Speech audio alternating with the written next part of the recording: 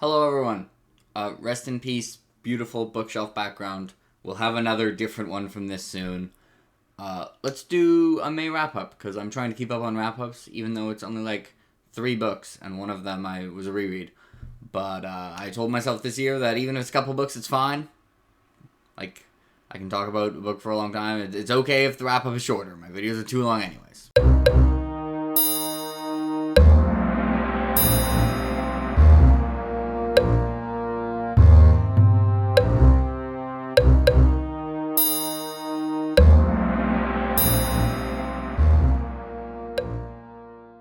So, as you can see, I'm in the middle of moving things, and I'm currently in my parents' spare room.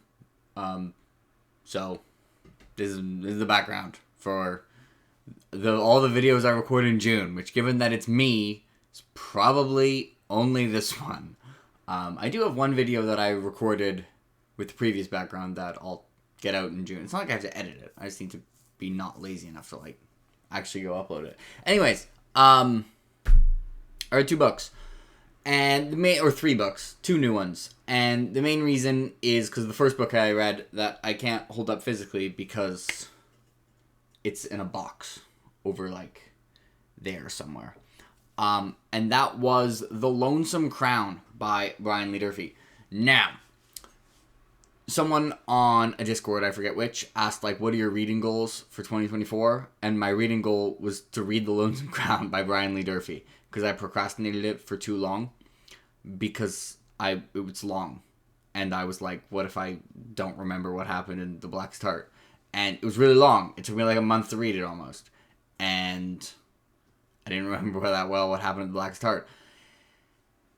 And sadly, I didn't end up liking it that much, which sucks to say. Timing-wise is not great. Durfee's going through some rough stuff right now. I was like, alright, I need to read it. I thought I would like it. And it'd be like, yeah, go read the 5 Warrior Angels trilogy. Durfee's awesome. Go check out his channel. His channel's awesome. His channel is awesome. And I still think you should read the 5 Warrior Angels trilogy. Because Durfee is still really good at writing. And that's actually what made the book really disappointing to me. Is that it was still obvious that Durfee was good at a lot of stuff. Early on, I would say 100 pages into this book, I was like, we are so back. This is awesome. The characters are very distinctive. Galt, especially. Just fascinating character every time he comes up. Lots of people, despite a lot of the characters in their role being archetypes, like Nail is the orphan, they, I think personality-wise, do tend to kind of show a flavor that is less common among protagonists. How often do you have a character whose issues are just because of, apathy? How often do you have, a main character who's, kind of a coward? It doesn't happen that often.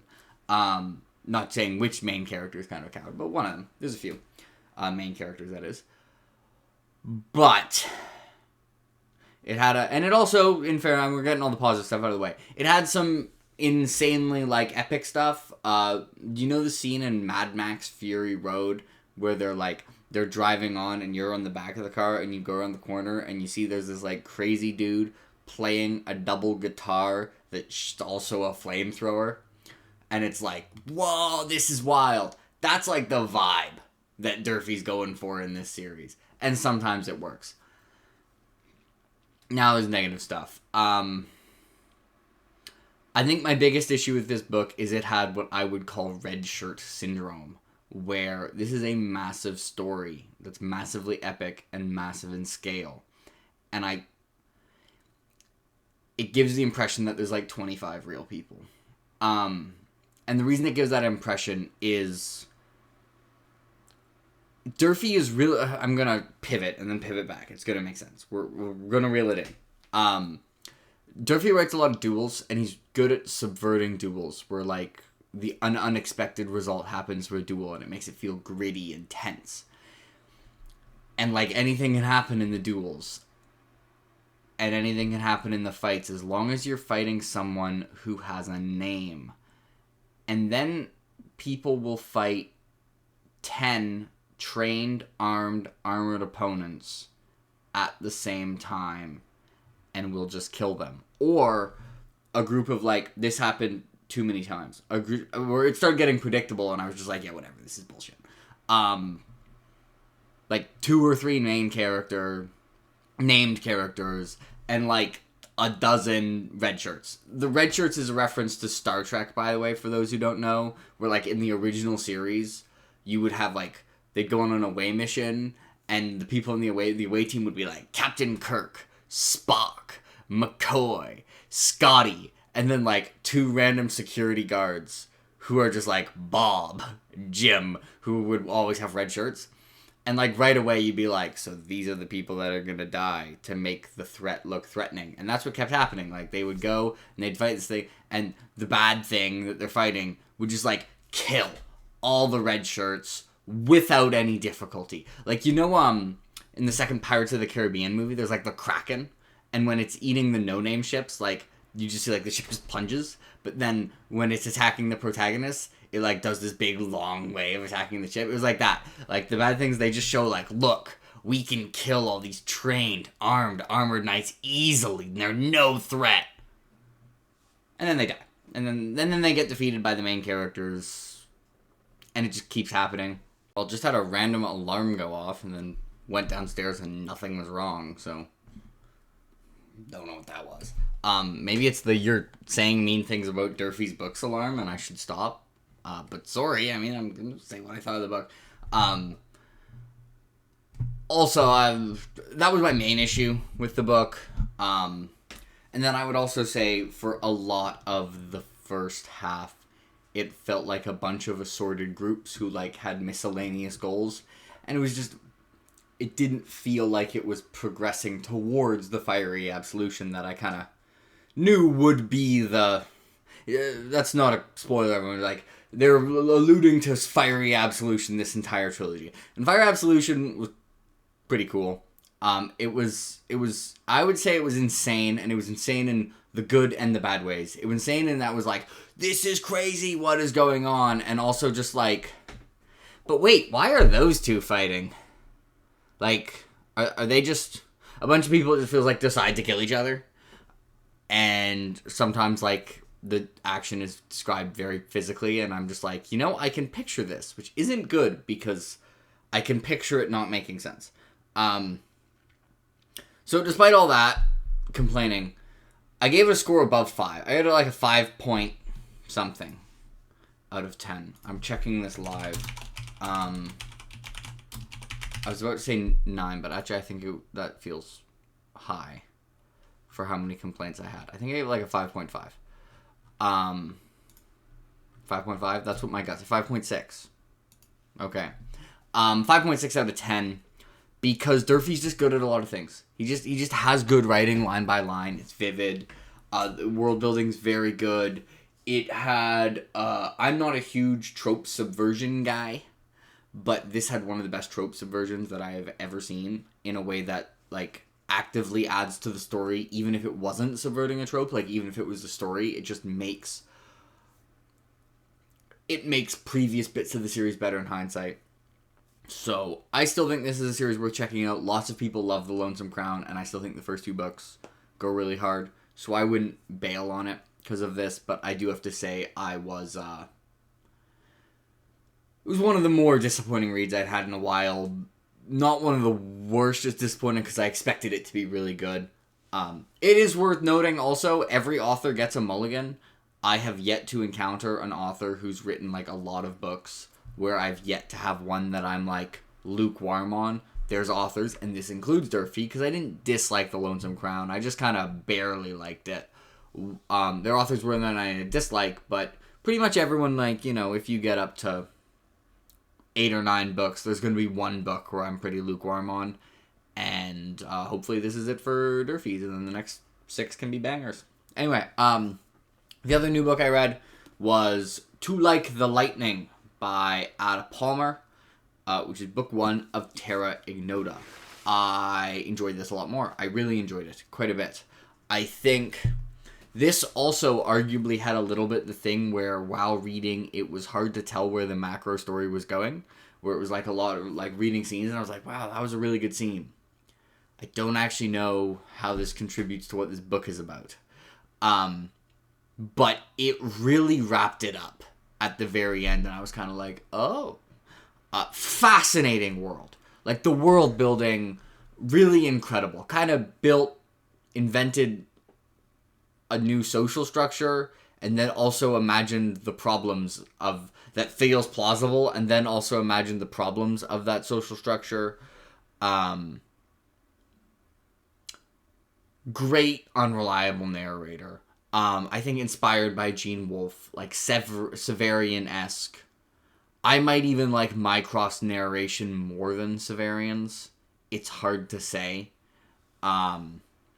Really, really fascinating character. And also, all the side characters, I would say, felt like they had lots of larger-than-life side characters.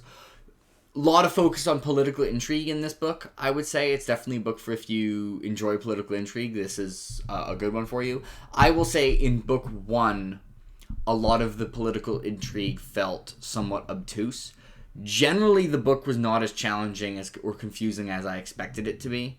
I would say I think, had a pretty good idea of what was going on. I've heard that this was, very challenging. To me, Book of the New Sun, The Spear Cuts Through Water, maybe even Malazan would be, to me, were subjectively clearly more challenging. Now, that's always going to vary. There's one of the people on Jimmy's Discord. Was it Mitch? Mitch, are you the person who kept reading Shadow and Summer and was just like, I don't know what's going on in this book, but then this or Malazan or Book of the New Sun, you're just like, yeah, no problem, we got this. So it's going to be different experiences for different people, but personally, I would not describe it as an outlier in terms of challenging books. Is it going to be a more challenging read to follow what's happening than Mistborn or Dresden or something, or even A Song of Ice and Fire? Sure. But if you read I've read other things that are reasonably challenging, like the aforementioned ones, like Malazan, Book of the New Sun. Spear Cuts Through Water is a newer one, but first 70 pages of Spear Cuts Through Water, I had no goddamn clue what was going on. I don't think that was true here. First 70 pages here, I was like, oh, this is what it's about. This is really cool. And then there were details where I was like, why is this happening? But more of a, as a hook than a I'm lost at sea type thing. Yeah. Then I also reread Oathbringer on audio. I can do audio at work now. Oathbringer was the book I was rereading. I was complaining about Kate Redding and Michael Kramer quite a lot. I actually liked them more in Wheel of Time. I did Lord of Chaos on audio. Some of the voice for the Spren I just don't like at all. I really don't like the narrator. Anyway, I love Oathbringer. It's my least favorite of the 4 Stormlight books, marginally. The ending is if we can just capture the essence of that ending and convert it into physical form, that would be the most addictive thing on the planet. It's just adrenaline just injected into my veins. Sanderson did this cool thing where he watched the last episode I was on of Lost in Discovery, and then which was about a random chapter in Way of Kings, and then after watching that, he went into my edition of Oathbringer and he edited a bunch of things to make the conversation I had more relevant. So that was really cool of him. I did slightly lower the rating I had on this, but I think that's just from context of Stormlight were some of the first books I gave ratings out of 10, and it was my favorite series by far at the time, so all 4 books got very, very high ratings, and that makes sense, because I really love Rhythm of War wasn't out at the time. The 3 books that were out got, extremely high ratings, and Oathbringer got a lower than the other 2, but still extremely high ratings. Now I have a bigger sample size of books where I'm like, these are bloody incredible. So we moved it to 9.4, which is still, that would tie for my book of the year last year. But, lowered it slightly. There's one chapter in this book that I think I might not like. It might be my least favorite chapter in the Stormlight Archive. And I like the Stormlight Archive when I'm like, I think this is my least favorite chapter. And actually, I might still like it. But also, maybe I barely don't like it. Anyway, and just for fun, because I don't do the TBR bit that often, I'm just going to go through, the books I'm going to be reading next. I'm doing The Blade itself on audio. Stephen Pacey's really good. Not a huge audio person. If you are not new here, you know I have said this. Stephen Pacey might be the first audiobook narrator where I'm like, I might like this more than when I read it. He's so good. Just got to start part 2 of Blade itself. Pharaoh sucks. Moving on. I think there's an excellent chance I finished Children of Dune in June on the basis that I've already finished it. If you saw my Goodreads review, you know I liked it quite a bit more than I expected to. I also started A Clash of Kings, and by started, a reread. And when I say started, I mean like I read the prologue in chapter 1. They're good chapters. And I can tell you that I'm going to read Memory and Dream by Charles de Lint because I started it last night and I'm on page 128. We're going to talk about this more. This is on Book of the Year watch. It's so good. You will be the Charles de Lint propaganda machine begins now. After that, I think I'm going to read one of 4 things. One could be The Jasmine Throne that I know nothing about, but is the book club book for June. I could continue with 7 Surrenders by Ada Palmer, which is self-explanatory. Continue the series where I really like book 1. I could read God Emperor of Dune. I think this is what I will probably do, because I read Children of Dune, and I don't want to procrastinate a year and a half this time, because I really like Children of Dune. Golden Path, baby. Or I might read Titus Groan, which I think is the next series that I will be starting. As far as I know, it's 3 books. Like, it's this, Gormenghast, and maybe Titus Alone. Did Titus Alone get finished? I feel like I've heard this somewhere. Someone will tell me. So yeah, that's it. Wrap up TBR. What do you think of the new background? Do you think it's a better upgrade from the previous background? And don't let me being very mixed on the Lonesome Crown stop you from going and watching Brian Lee Durfee's YouTube videos and supporting him and checking out the series. Man, it feels bad. Like, it feels like I'm kicking someone when they're down. Now you said, speaking of kicking someone when they're down, as I was starting this and commenting about, like, this is one of the best starts to a book, like, this is on 10 out of 10 watch. I saw Charles de Lint's wife passed away, like, the day I started this, so. At least I'm not kicking Charles de Lint when he's down, like, jeez. Anyway, so on that bummer, I guess, let me know what you think of the books that I talked about here, and have a good day, everyone.